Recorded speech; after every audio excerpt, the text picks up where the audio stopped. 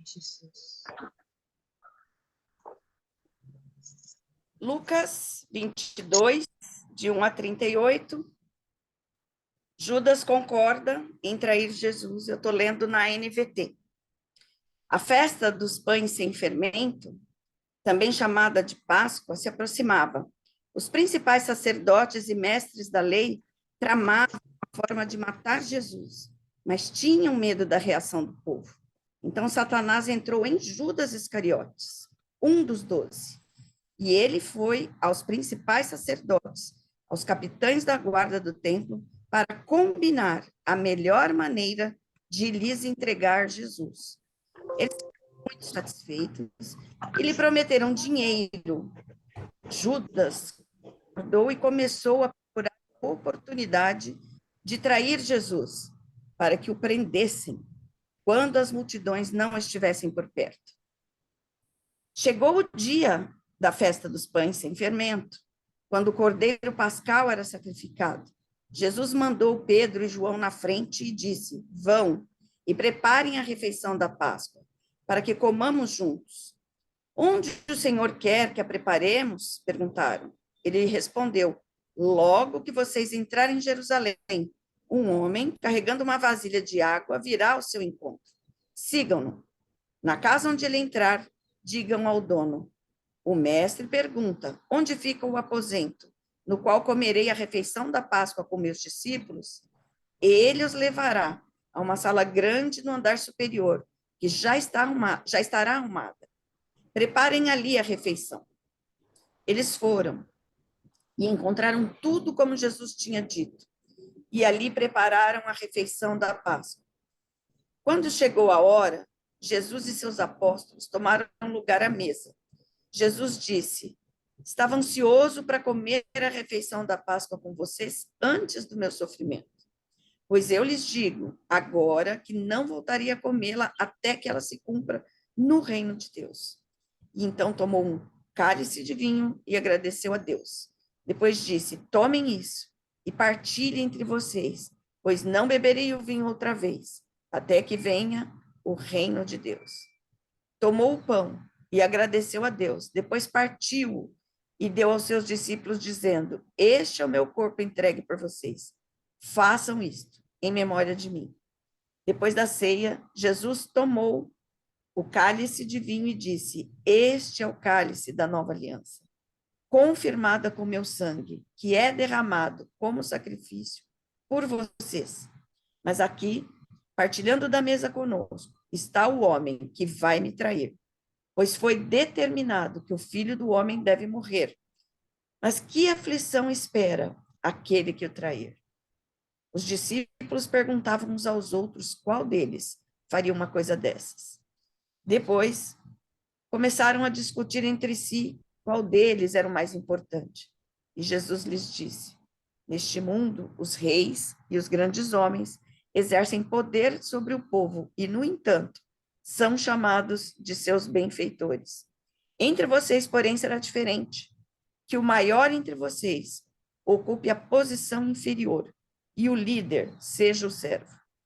Quem é mais importante, o que está à mesa ou o que serve? Não é aquele que está à mesa? Mas não aqui, pois eu estou entre vocês como quem serve. Vocês permaneceram comigo durante o meu tempo de provação. E assim como o Pai me concedeu um reino, eu agora lhes concedo o direito de comer e beber à minha mesa, em meu reino. Vocês se sentarão em tronos e julgarão as 12 tribos de Israel. Então o Senhor disse: Simão, Simão, Satanás pediu para peneirar cada um de vocês como trigo. Contudo, supliquei em oração por você, Simão, para que a sua fé não vacile. Portanto, quando tiver se arrependido e voltado para mim, fortaleça seus irmãos. Pedro disse: Senhor, eu estou pronto a ir para a prisão e até morrer ao seu lado. Jesus, porém, respondeu: Pedro, vou lhe dizer uma coisa.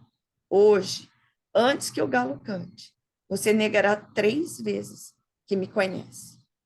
Em seguida, Jesus lhes perguntou: quando eu os enviei para anunciar as boas novas sem dinheiro, sem bolsa de viagem e sem sandálias extras, alguma coisa lhes faltou? Não, responderam eles. Então ele disse: agora, porém, peguem o dinheiro e uma bolsa de viagem.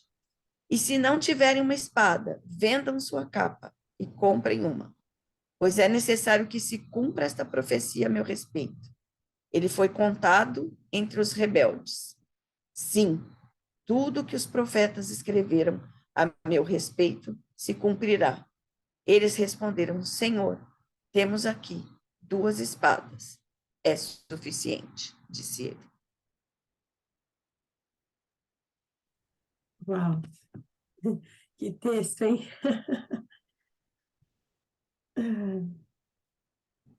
Bom, vamos começar com Judas. Tem- Judas é fácil, né? Eu vou fazer uma pergunta que Jesus fez para mim hoje, que eu acho que não ficou tão fácil. A pergunta que... Vou fazer essa pergunta então para vocês. Pelo que você me negará? Foi o que Jesus me perguntou. Pelo que vocês poderiam negar a Jesus? Se hoje o mundo prometesse a vocês uma família perfeita, todos indo na igreja, vocês negariam a Jesus por isso? Se Jesus prometesse, Angélica, que é esposa de pastor, né, uma igreja grande, cheia de membros, com muitas atividades, você negaria Jesus por isso? Quais seriam as nossas 30 moedas que fariam com que o nosso coração se enchesse de orgulho, que Satanás dominasse o nosso coração, como dominou de Judas, para ele entregar Jesus? Talvez até pelo que nós já tenhamos entregue Jesus, já tenhamos negado Jesus. Eu acho que foi a pergunta mais difícil que o Senhor já me fez. E eu estou fazendo ela para vocês.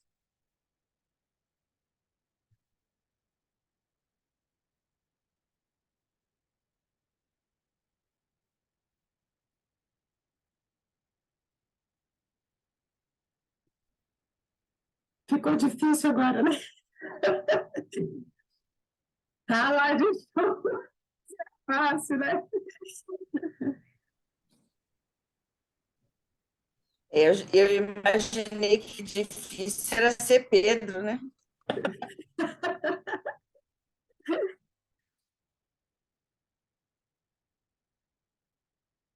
Nós temos visto no nosso tempo, e nós mesmas, né? Nós mesmas temos, a Esther falou agora no começo, antes da gente começar a gravar, das lutas que vem para que a gente foque o olhar em Jesus, né? Porque nós também somos esses que vacilou, a gente vacila. Se Jesus não estiver cuidando, a passagem de um momento de adoração, de louvor, para um momento do eu, é tão rápida, né? Tem hora que a gente está lá no momento de oração, ou no culto, ou no privado, ali tão assim, firmado em Cristo, tão focado em Cristo, e de repente o nosso ego vem assim e dá uma rasteira, e a gente, se não é Jesus falar, aí você volta em si, né?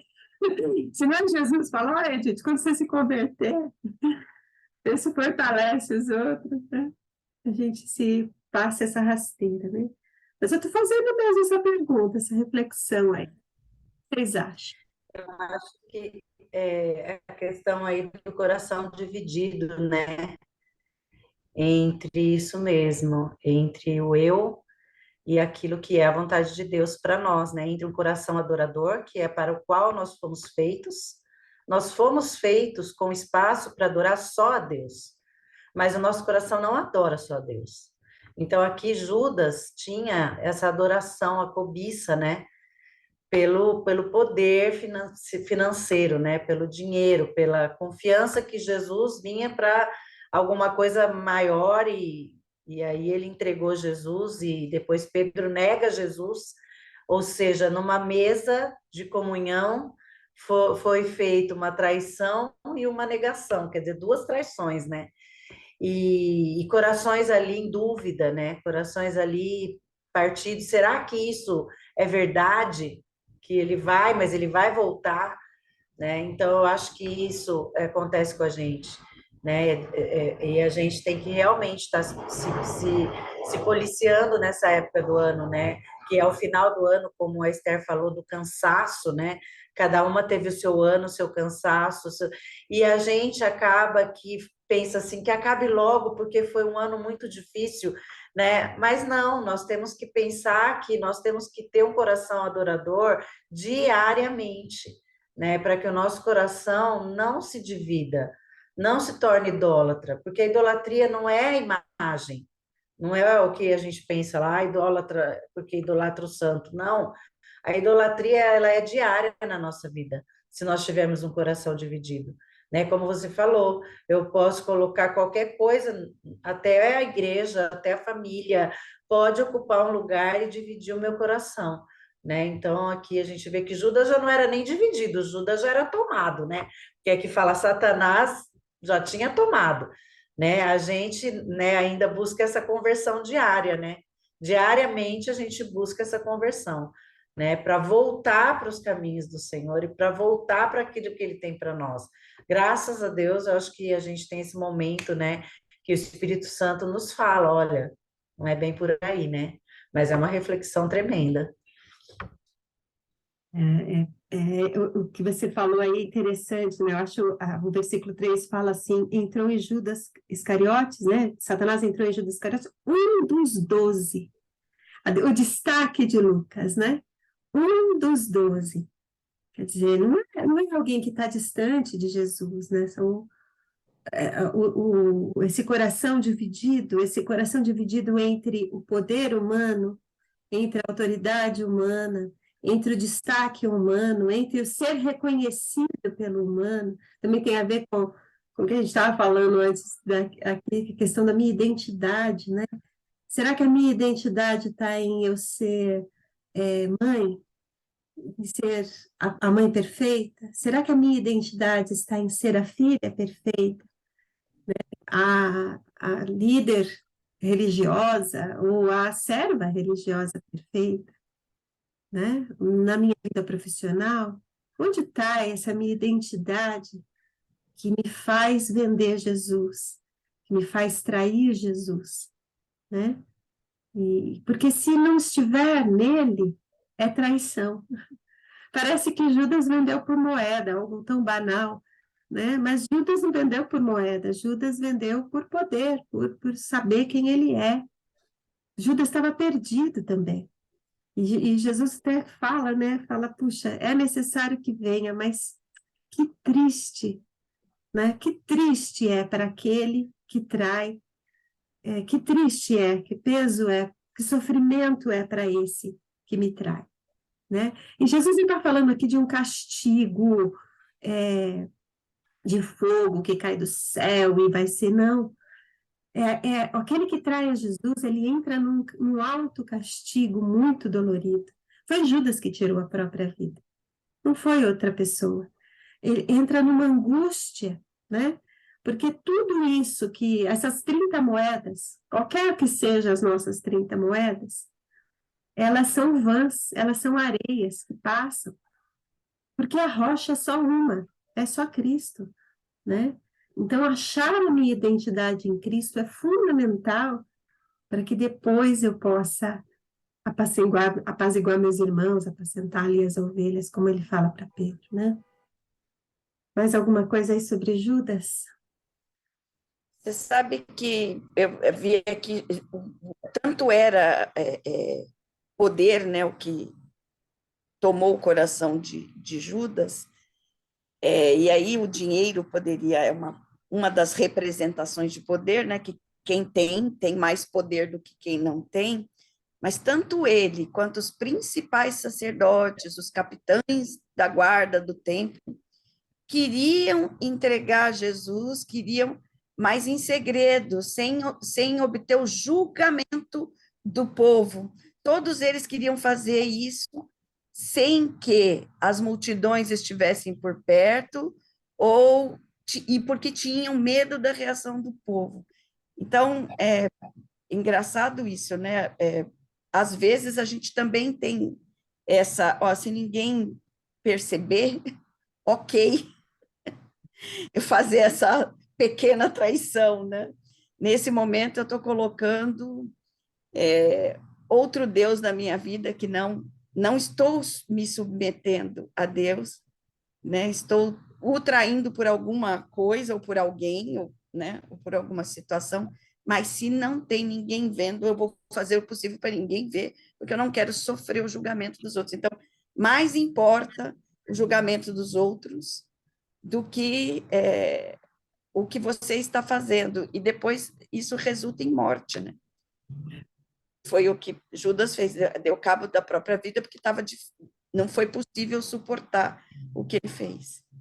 Às vezes eu estou traindo Jesus com um beijo também, né? Judas traiu Jesus com um beijo, né? Quantas vezes os líderes cristãos, acredito falando com uma boa parte, todas vocês, eu creio, são líderes, né?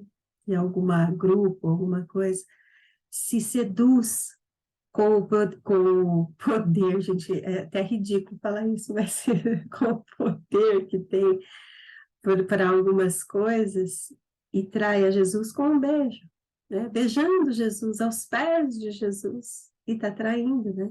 Porque está ali por si, não está ali para servir, está ali porque quer ser louvado, né? Vangloriado, né? A Adriana ia falar, daí a Adriana parou. Pode falar, Adriana.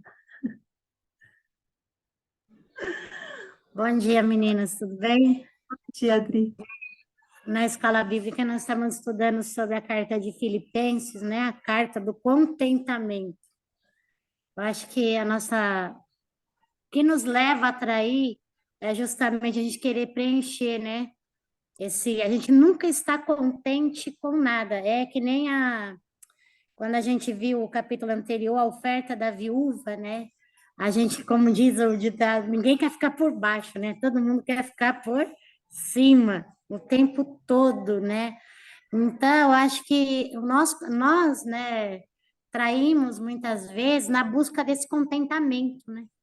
A gente quer ter o poder, a gente quer ter o controle, né? Como você já iniciou com essa pergunta assim tão difícil, né? E se fosse a família perfeita? Você entregaria, né? O senso de poder que a gente gosta de ter, nós mulheres que gostamos de resolver tudo, ter o controle de tudo, né? Então, nosso coração, acho que muitas vezes a gente caminha nessa linha, né, tão fina assim, entre o contentamento e o que eu quero fazer, o que eu posso fazer, e se às vezes vai custar algumas moedas, aí eu vou por esse caminho, né? E é muito difícil, né? É fácil a gente julgar Judas, né? Assim, mas o nosso coração, quando ele é dominado pelo sentimento de poder, é somente Deus mesmo para nos tirar dele. Aí é que o apóstolo Paulo nos chama, né? O que está seduzindo o nosso coração? O que seduz o nosso coração? O que faz os nossos olhos brilharem? Ele achou contentamento porque o que fazia a vida dele brilhar era servir a Cristo, ele ter essa expectativa da eternidade com Cristo. Então, o restante aqui ficou sendo só o resto. Eu posso sofrer, eu estou alegre, eu estou triste, mas eu estou com Cristo. Então, isso é o meu contentamento. E a gente vive uma geração assim descontente, né? Nós somos descontentes com tudo, né? Toda hora a gente quer algo para melhorar, né? Algo para melhorar. E aí acho que é onde a gente se perde, aí é onde que a gente precisa vigiar muito, somente a gente como mulher, né? Precisa, olha, toda hora respirar fundo, falar, meu Deus, eu não quero essas 30 moedas de jeito nenhum. Amém.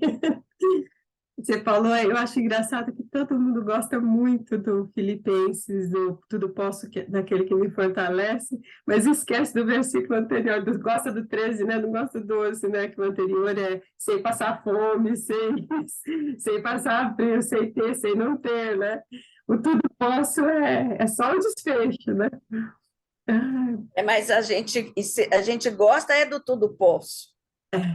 Não é nem naquele que me fortalece, porque se fosse naquele que me fortalece, é assim, eu não posso nada, mas Deus pode tudo. Falaria de outro jeito, né? Mas a gente gosta, inclusive, de escrever esse versículo nas redes sociais, no tudo posso, né? Virou eu posso, eu, mas não é você, é Deus que te fortalece, por isso que você pode, né? Ou Então, naquele que me fortalece a muito outra pequenininho embaixo. é as letrinhas miúdas que a gente esqueceu de ler. O anterior, como diz a Adriana. Bom, depois desse chacoalhão aí, ó, mas eu só fiz com vocês aquilo que o Senhor fez comigo, viu? Não fiz nada além do que ele fez, tá bom? Depois desse chacoalhão aí, vem essa última Páscoa, né? Essa beleza dessa última Páscoa. E como toda festa de família, tem as confusões, tem os que preparam, tá aí, assim, uma festa de família, é isso aí, né? Então, acho interessante tudo que Jesus vai dizendo para eles, né? Vai lá, vai ter um homem, vai estar carregando, né? Essa confiança de que o nosso mestre sabe o que vem depois, né? O nosso mestre sabe o que vem depois. Então, essa confiança, vai lá, vai ter um homem assim, vai, procura ele, segue ele. Quando chegar lá, vocês vão falar assim, né? Essa preparação é muito interessante, né? O que vocês acharam disso? Aí tem a questão que salta nos meus olhos, né? É a questão da obediência. Gente, está escrito lá, por que você não faz igual está escrito, né? O Senhor diz, vai ali, faz assim que isso vai acontecer. Busca, se você me buscar de todo o seu coração, você vai me encontrar. E você vai me invocar e eu vou te ouvir. Mas primeiro tem que ser de todo o seu coração. Se você fizer exatamente como Deus manda, você chega lá, ó, vai lá, a mesa vai tá tudo pronto. Ou seja, era só obedecer, que quando você chega lá onde você não sabe, não viu, são os caminhos maiores e melhores que Deus preparou para você, chegando lá já está pronto, a mesa está posta, os lugares estão à mesa, com os melhores, está tudo certo. Né? E a nossa resistência em obedecer, né? Sendo que esse Jesus fazia assim com os discípulos, vão, tira, ó, limpa os pés nesse lugar, nesse aqui não, você senta, pode ir, sobe, e o lugar está lá no primeiro andar, né? Então, é engraçado que como Jesus realmente era mestre, né? Ensinava, ensinava, ensinava. O problema é a gente obedecer. Ele é mestre, continua ensinando para nós, né? Nós continuamos aí com os corações às vezes meio perturbados, mas nós temos o tempo todo a fidelidade de que Ele é o que serve a mesa. Isso é tão bonito, né? Ele que serve, ele que vocês estão reparando, que é Ele que está servindo a mesa. Ele é que partiu o pão, Ele é que deu o cálice, e Ele continua dando para a gente. Continua partindo o pão, continua dando o cálice, né? Até essa passagem sempre é muito lida no momento da ceia, né? Que bom a gente poder continuar ali sentada, sendo servida do pão, sendo servida do cálice, né? É o sangue que vai renovar vocês, é o sangue de uma nova aliança. Não precisa ser essa aliança, né? Que vocês acham que é poderosa. Tem uma outra aliança, um sacrifício pleno, um sacrifício vivo, eficiente, eficaz, tudo de bom aí, né? E aí, quando ele fala, pois foi determinado que o filho homem deve morrer, mas que a aflição espera aquele que o trai, né? Nós já falamos, Aí os discípulos começam, e eu? E eu? Quando a gente não tem identidade, a gente fica nessa mesmo, né? E eu? A gente se justifica? Não, eu não, né? Eu não sou assim, eu sou diferente, né? Ou então a gente já começa, mas será que sou eu? Será que é isso? Será que aquele que está em dúvida, né? E depois, o que eu achei interessante é que eles ficam falando, quem é que vai fazer uma coisa dessa? E logo em seguida, todos eles começam a falar quem é o maior entre nós. Olha que interessante. Parece que é só Judas e Pedro que traíram, mas eram os 12, né? Os 12 estavam ali. Não, João deve ter falado assim, eu sou o que mais ama. O Tomé deve estar falando, não, eu é o que ele mais mostra coisas específicas. E cada um vai falando quem é o maior, né? Quem é o maior. E aí Jesus dá outra missão para a gente usar na vida prática. Entre vocês não é assim. Entre o povo, é engraçado, eu achei tão interessante essa frase. A gente olha para o cara que está lá usando do poder, abusando do poder, e ainda fala para ele assim: nossa, ele é o nosso benfeitor. Eu lembrei de uma situação em que a pessoa dizia: ah, mas a gente vota no deputado tal, porque ele dá cesta básica, né, nos lugares, né? Tal. Aí eu falei assim, gente, mas não é, né? Não é por isso que a gente votaria, porque não é bem a função dele ficar dando cesta básica, né? Mas a pessoa ainda me disse, mas o pior é que ele dá mesmo, ele dá no mandato todo, não é só né? Eu falei, mas será que ele está há 4 anos te dando cesta básica e não foi possível criar nenhuma condição para que o povo trabalhasse para o povo ter a cesta básica por si, né? Então, assim, eu lembrei dessa passagem que aconteceu comigo quando eu li esse texto, né? Olha ainda para esse que é poderoso, que exerce o poder, que às vezes até oprime o povo e fala que ele é o benfeitor, né? Ele é o benfeitor. Isso tem dentro da igreja, será? Será que na igreja a gente tem alguns como benfeitores, pastores, líderes, benfeitores? Nessa geração de mega pastores, mega pregadores, tudo é mega, mega, mega, mega, né? Então, eu acho que a gente está caminhando muito para isso mesmo, né? Só há unção quando a tal pessoa prega, só. Então, assim, Jesus não é importante, mas o importante é que tal pessoa vai estar, tal pessoa vai cantar, tal pessoa, como se a oração daquela irmã ou do irmão que está quietinho num banco não fosse tão eficiente igual aquela que está ali entre os mega, né? A gente está vivendo a época dos megas. E aí Jesus fala, entre vocês não é assim. Se você quer ser o maior, primeiro não deseje ser o maior, porque o maior foi ele que sofreu tudo que sofreu, né? Mas se você quiser, sirva a mesa. Vocês não estão dizendo que quem é mais importante é o que serve a mesa ou o que está sentado sendo servido? No mundo não é quem está sentado sendo servido? Pois eu estou falando para vocês, eu estou aqui servindo, né? Pois eu estou falando entre vocês, quem serve que faz parte do reino, né? Vocês permaneceram comigo durante o tempo da minha aprovação, né? E eu recebi um reino e vocês vão estar sentados no reino. Esses 12 aqui, quando a gente lê lá em Apocalipse, no céu não tem só 12 tronos das 12 tribos, tem 24, porque tem os 12 das 12 tribos, tem os 12 dos 12 que ele elegeu, né? Essa promessa que ele fez para os 12, ela já estava cumprida, né, no céu. Só que, olha, aí vem a história de um dos 12, do Pedro. Vamos falar do Pedro, vai.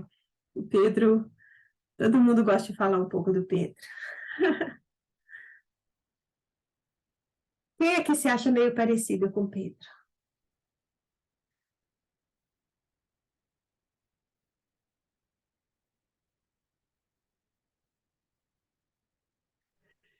Pedro é aquele que a gente... É fácil julgar Judas. A gente fala, Pedro estava falando de bom coração, não é? É uma atitude boa o que ele falou, né? Assim, não estava... Ele estava falando, não, eu faço, aconteço. Mas quando a situação aperta, né? Quando a dificuldade vem na nossa vida, será que a gente permanece com essa mesma? Olha, Senhor, estou pronto para ir para a prisão. Nas noites escuras, nas nossas prisões, né? Será que a gente continua com essa mesma disposição? Antes mesmo do galo cantar, a gente já negou 10, 15, 20, 30 vezes, né? 30 vezes, né? Quando a gente olha, faz essa autoanálise para a nossa vida, a gente fala, ainda bem que é a graça, ainda bem que é a graça, ainda bem que é a graça. Porque se depender de nós, aí nós já passamos por Judas, vamos para Pedro e a gente vê que quão enganoso é o coração do homem, né? Quão enganoso é o nosso coração. Se afastar de Jesus, tanto como Judas, quanto negar como Pedro, traz uma tristeza muito grande, né? Traz uma tristeza muito grande. E Judas não teve como, porque se matou, mas Pedro teve como, porque ele se encontrou com Jesus de novo. O bom, a promessa e a santa esperança desse texto é que ele pôde, quando Jesus disse assim, Satanás me pediu para peneirar vocês, para tirar, Depurar. depurar vocês. E eu, olha, gente, que coisa! Eu supliquei em oração, já precisou Oi, suplicar em oração? Edith, será que a gente pode pensar aqui assim que Judas, na verdade, ele nem tinha o coração dividido, ele já tinha o coração inteiro entregue nas mãos de Satanás, porque fala, Satanás entrou em Judas, quer dizer, ele já estava entregue. Vamos dizer que Pedro estava dividido, né? Achava que estava totalmente entregue a Jesus, mas ainda estava dividido consigo mesmo, porque Jesus fala: Satanás te reclamou, te fala que reclamou para vos peneirar como trigo, e eu intercedi por vós. Então ele estava com aquele coração dividido, com aquela intrepidez de Pedro, né, dizendo: não, eu vou, eu aconteço, era o eu, não, era o eu dele. E Jesus fala: quando vos converterdes. Então, na verdade, ele ainda estava com o coração, né, dividido, e acontece tudo que a gente sabe, mas ele tinha um coração pastoreável, ele tinha um coração tratável, e Judas já tinha um coração entregue. Não sei se a gente pode pensar assim. Eu acho que sim, né? Talvez não por julgamento nosso, né? Mas para a gente perceber quem a gente é, né? Mais como uma referência para nós, né? Eu creio que nós temos esse coração dividido muitas vezes de Pedro, né? Mas graças a Deus que a gente não permite que Satanás venha. Quando a gente percebe, o Senhor fala, a gente manda ele embora né? Assim, E depois que se converteu de fato, né? Quando ele se converteu de fato, ele volta e aí sim ele está pronto para morrer do lado do mundo, sim, né? Aí sim. E sim morre por Jesus, né? ele está pronto para ir para a prisão, porque ele foi para a prisão, porque ele morre por Jesus. Mas até que o coração dele tivesse convertido, né? Ele ainda estava nessa dúvida, né? E uma coisa para terminar, esse texto tem uma coisa bem interessante. Vocês se lembram, quando eu vou pedir para vocês irem viajar para pregar o Evangelho, né? Que eu falei, não leva bolsa, não leva nada, faltou coisa, eles falam não. Eu falo, pois agora tem que ter bolsa de dinheiro, venda a capa, compra espada. E o que quer dizer esse texto aí?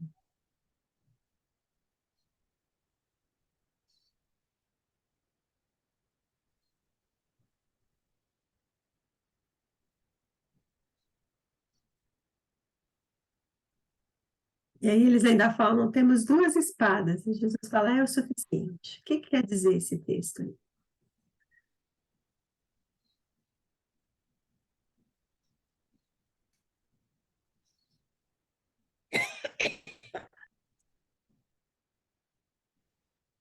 Eu acho que as perguntas hoje estão mais difíceis, porque vocês estão fazendo uma cara de ponto de volta.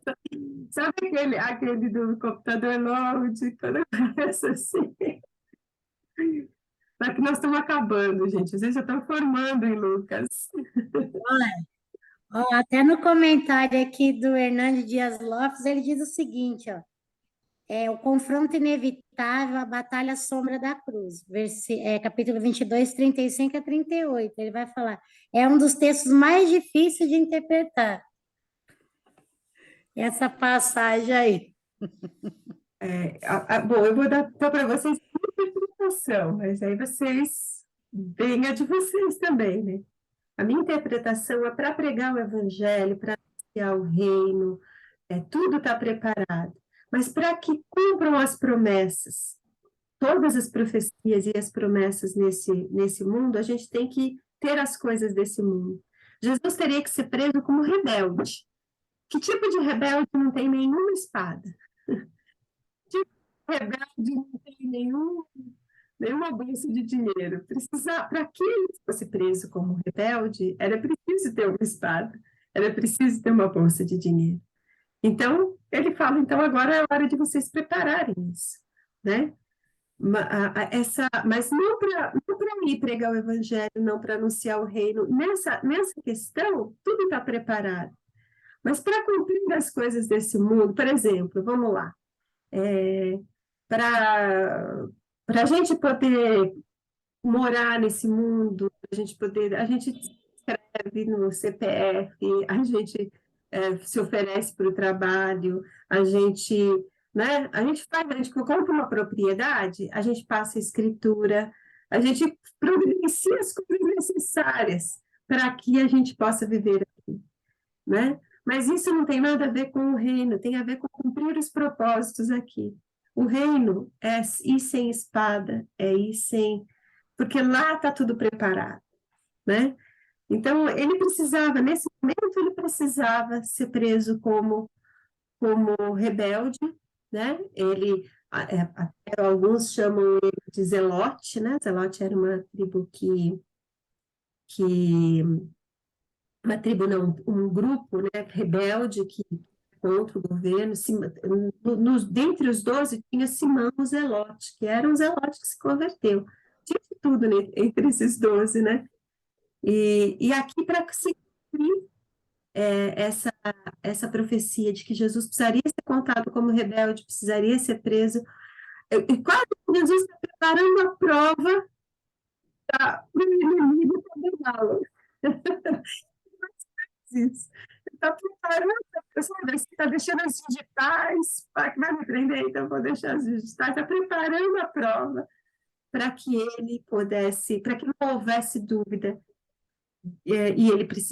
para que ele pudesse cumprir todo o propósito que os profetas disseram dele, né?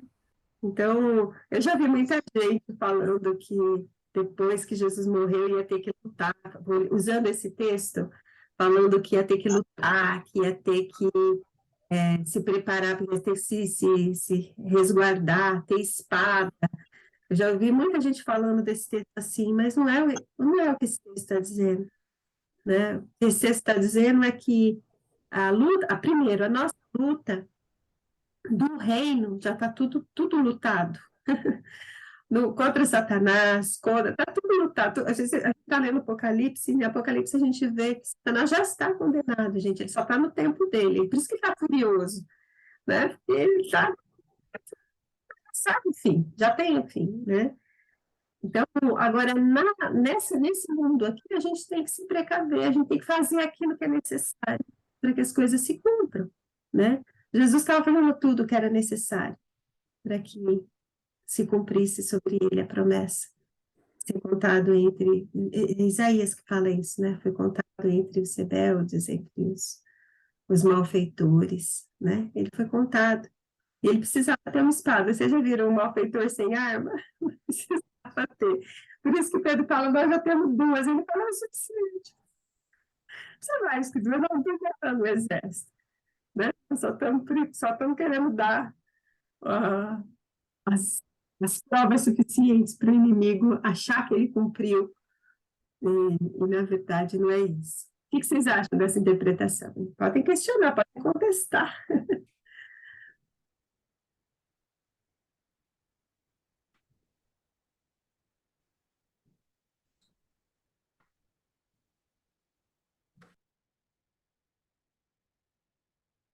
As nossas armas são outras, né? A Esther falou no nosso grupo de oração sobre as nossas armas. As nossas armas são outras. A nossa espada é outra, né? Não precisa de tantas. É isso? Ninguém mais quer falar? Vocês estão tão quietinhos hoje? Em resumo, o que você falou, eles foram para se cumprir a profecia de que ele foi contado com os malfeitores. Os malfeitores têm dinheiro e arma. Simples assim. Então, faz muito sentido. E encontrar lá um malfeitor sem dinheiro e sem nenhuma arma. Não tem, senão não conseguia fazer malfeito nenhum, né? Não faz muito sentido. É para se cumprir e completamente, né? Literalmente o que foi dito a respeito dele. Então faz muito sentido mesmo. Sabe que eu pensei muito esse ano, quando a gente comprou esse apartamento novo aqui, aconteceram, quem está mais perto sabe onde eu conto para vocês todos os detalhes, mas aconteceram muitas coisas favoráveis. Eu já falei para vocês que eu tenho até medo de dizer isso, porque o pessoal vincula muito bem material como se fosse bênção de Deus, né? E não por bem material, mas pela ação de Deus na construção. Foi muito impactante, sabe? Aliás, esse ano foi um ano que eu aprendi coisa pra caramba. Aprendi, como a Esther estava falando no começo, a obedecer meu marido, a me sujeitar mais ao meu marido, que eu sempre fui muito autônoma, a me sujeitar mais à igreja, que eu sempre fui muito autônoma. Esse ano foi um ano de... E isso é uma delícia, viu, gente? Para quem é muito autônomo, eu já digo para vocês, tem coisa melhor do que obedecer. Obedecer é uma delícia.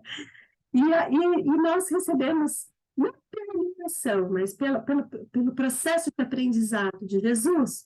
Ele queria me ensinar e eu tenho que desenhar para mim, né, porque eu sou meio lenta. Então, ele foi me dando as coisas para eu mostrar que era daquele jeito mesmo, né? E eu fiquei pensando, né, quando a gente assinou aqui o contrato, a gente estava no momento com medo, nós não tínhamos vendido o nosso apartamento ainda, então, assim, vamos dar de pagar essa prestação que a gente fez o financiamento para poder ter que reformar o apartamento de lá depois que sair, estava tudo assim, Deus fez assim, tá. Uma pessoa comprou sem reforma no mês seguinte, pagou, bom, enfim. E aí não teve mais a preocupação sabe? Aí eu fui olhando para isso e falando assim, as coisas desse mundo aqui, a gente não precisaria gastar um segundo de preocupação, né? Porque não porque elas já estão na nossa mão, mas porque Jesus já resolveu do jeito que ele quis. Deus é o suficiente.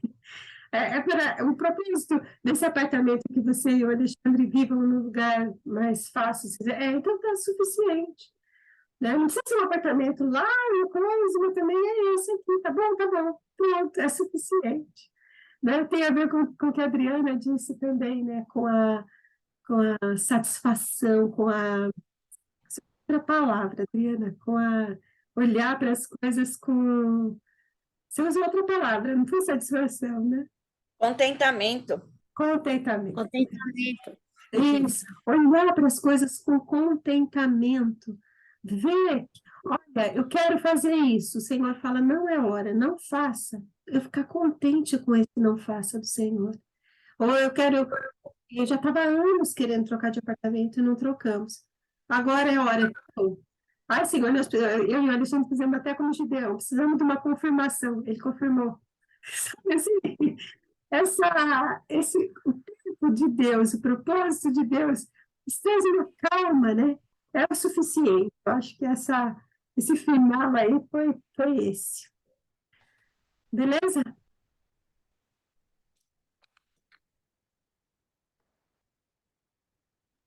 Agora a gente tem que marcar um presencial para a gente poder compartilhar, hein? Vamos sim. As vivências, aquilo que o Senhor tem nos ensinado, né? Vamos. Esse viver o contentamento é muito, é bom quando a gente passa pela experiência, né? Quando Paulo fala, eu aprendi porque ele viveu na experiência, né? Ele viveu na sua própria carne. E essa visão de obedecer, né? Como é difícil a gente obedecer, né?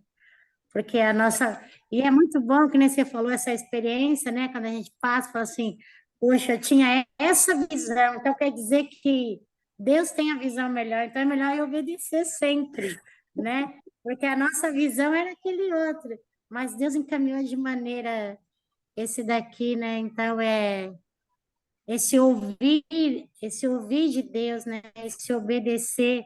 Eu tô que nem você na fase, eu falei para minha irmã que eu queria só sentar e aprender. Eu quero ser aluna, não quero mais ser professora. É, é isso. Bom, vamos orar. Eu vou só partilhar 2 minutinhos uma coisa com vocês, está no meu coração, que eu queria que vocês orassem e pensassem, tá? O ano que vem a gente. Primeira pergunta: o ano que vem a gente vai continuar lendo a Bíblia juntos? Vamos? Então, eu queria que a gente pensasse no livro, né? Qual livro? E se for o João, como vocês haviam falado, a gente pensar no esquema de não ficar tão corrido. Eu achei que Lucas ficou meio corrido para ler. Eu achei que Marcos, como era menorzinho, a gente conseguiu ler com calma, né? Lucas, nós vamos até dia 20 de dezembro. Ele está bem, né? Então, a gente pensar numa outra maneira de dividir em mais tempo, né? Ou pensar, orar e pensar sobre isso, tá bom?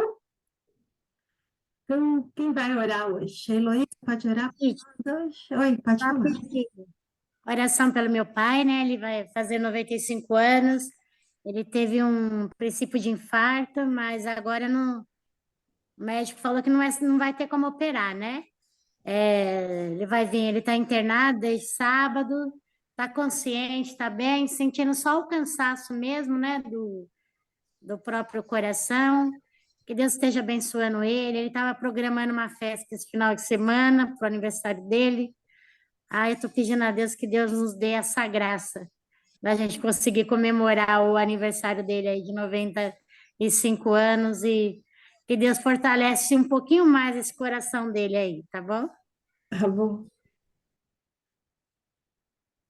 Adriana, se te servir de encorajamento, a minha mãe infartou há uns 6 anos atrás e ela também não podia operar, pela idade e as condições. Tá aqui, até hoje, já caiu, quebrou o fêmur, já recuperou. A semana eu falei para a Edith, era disso que a gente estava falando. Ela caiu a semana passada, quebrou o fêmur e de maneira sobrenatural, em menos de uma semana, ela está sentando, fazendo fisioterapia, já dando os primeiros passos para ir para o banheiro, já não quer ir mais para o banheiro na cadeira de banho. Então, assim, a gente olha mesmo para o Senhor e Ele normalmente ele atende os desejos do nosso coração. É só se você tivesse pedido alguma coisa que não fosse para o seu bem, eu duvido que ele ia te dar. Mas o papai, a gente quer ter o prazer de ver você mandando as fotinhos do aniversário dele, tá bom? A gente conhecer seu paizinho.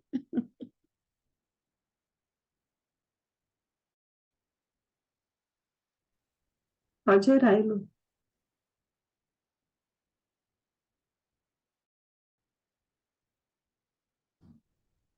Sou eu que vou orar, Edith?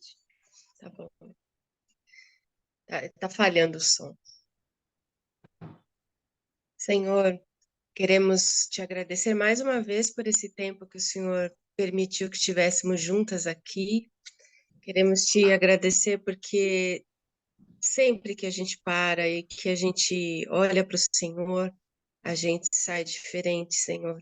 O Senhor sempre fala aos nossos corações, Teu Espírito Santo sempre nos incomoda e nos mostra o que precisa ser mudado, o que precisa ser acrescentado, em que precisamos prestar mais atenção.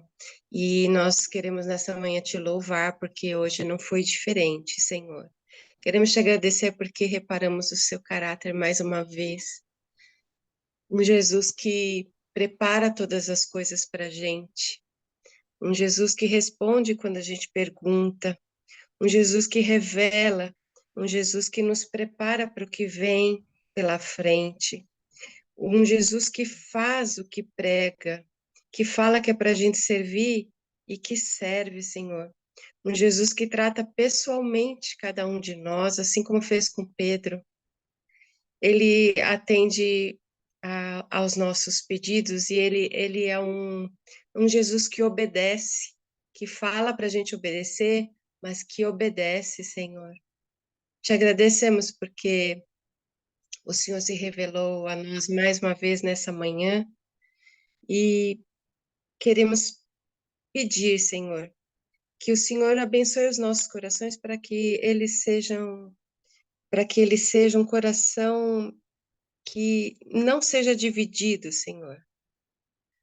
Um coração que não nega Jesus por nada, que nada tenha maior valor, que nada nos importe mais do que te obedecer, do que te colocar acima de todas as coisas, que a gente que nós não nos vendamos por nada nesse mundo, nem por casamento, nem por filhos, nem por carreira, nem por aparência, nem por nada, Senhor, que o nosso coração seja puro e simples, dedicado ao Senhor, como tuas filhas.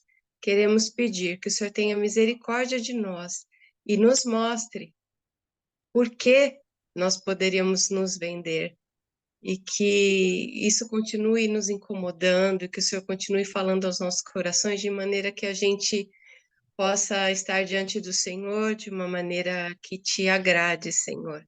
Tem misericórdia de nós. Esse texto que lemos hoje é um texto tão complexo e tão desafiador que a gente esteja pronta, Senhor, para ser aprovada e para viver de uma maneira que te agrade nesta manhã.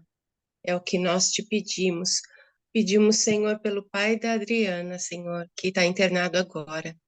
E se for da tua vontade, Senhor, nosso pedido nessa manhã é que ele se recupere, que possa comemorar em família essa data tão importante de 95 anos. Abençoa, traz cura, Senhor, e alegra o coração da família e de todas nós. Esse é o nosso pedido nessa manhã, em nome de Jesus. Amém. Amém.